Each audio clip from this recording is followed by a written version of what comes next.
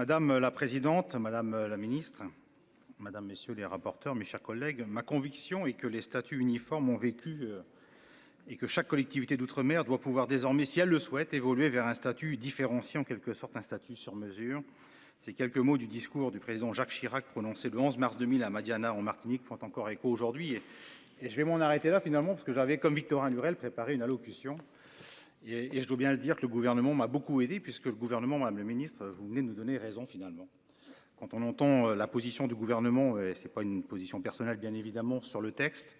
vous donnez raison aux travaux du Sénat, menés actuellement par le président Larcher sur plus de décentralisation, plus de déconcentration. Et on voit à quel point également on a affaire à une espèce de rigidité de l'État central sur le sujet. Je vais quand même revenir sur le texte. C'est vrai qu'initialement, pour avoir participé à une audition, et la dernière en l'occurrence, une des plus révélatrices peut-être, avec nos deux rapporteurs, on se rend compte quand même que l'espèce de démembrement d'une compétence entre l'État et une collectivité est compliqué. Et on peut le concevoir intellectuellement, et ça a été assez révélateur entre la direction de la sécurité sociale et la direction générale de l'organisation des soins. Et on peut effectivement identifier déjà les points de blocage et les points de difficulté qui peuvent être soulevés à cet égard. Mais j'aimerais saluer le travail de nos deux rapporteurs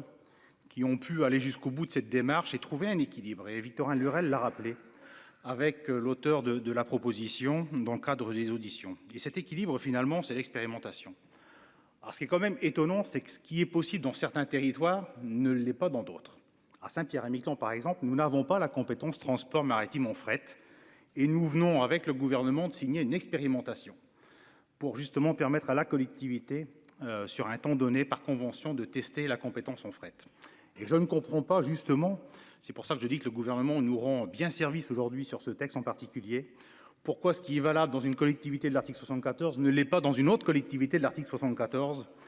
avec quelque part, finalement, quelque chose de bon sens, une proposition des rapporteurs et de l'auteur, visant à dire que finalement, sur ce secteur de la santé et de la sécurité sociale, et on peut comprendre les difficultés que ça peut poser en partage de compétences, une expérimentation a le mérite effectivement, avec les réserves évoquées par Victorin Lurel, sur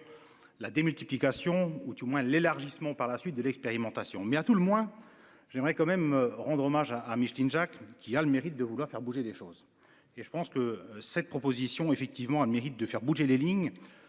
à charge évidemment aux législateurs et aux acteurs locaux de prendre leurs responsabilités dans les années qui viennent pour voir de quelle manière cette expérimentation,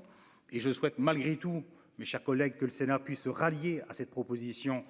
de loi organique, mais également à la position de la Commission et de nos rapporteurs, de voter ce texte qui, de mon point de vue, est strictement l'expression de ce que vous demandez tous et ce que nous demandons tous dans nos territoires, une approche de l'État différenciée dans chacun de nos territoires qui tienne compte de nos réalités, qu'elles soient en outre-mer ou dans l'Hexagone, dans les zones de montagne ou dans les zones de ruralité de manière générale.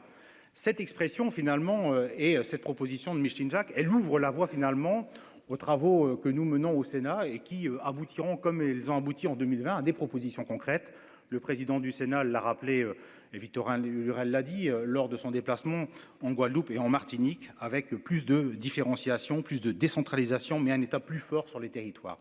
Et là, on se rend compte malgré tout que cette position du gouvernement vient fragiliser malgré tout cette ambition, qui est une ambition,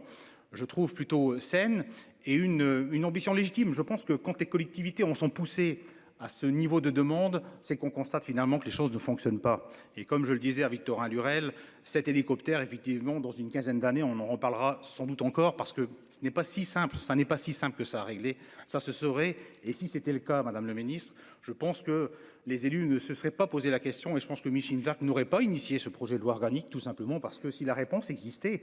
je pense qu'on n'est pas là pour légiférer à tort et à travers, ni se faire plaisir en se tapant sur la poitrine. C'est qu'on est là pour régler des problèmes de nos concitoyens et qu'il y a une vraie difficulté sur ce territoire en particulier, une demande qui est récurrente et qui est ancienne. Et franchement, le groupe RDSE dans son ensemble soutiendra bien évidemment ce projet de loi organique modifié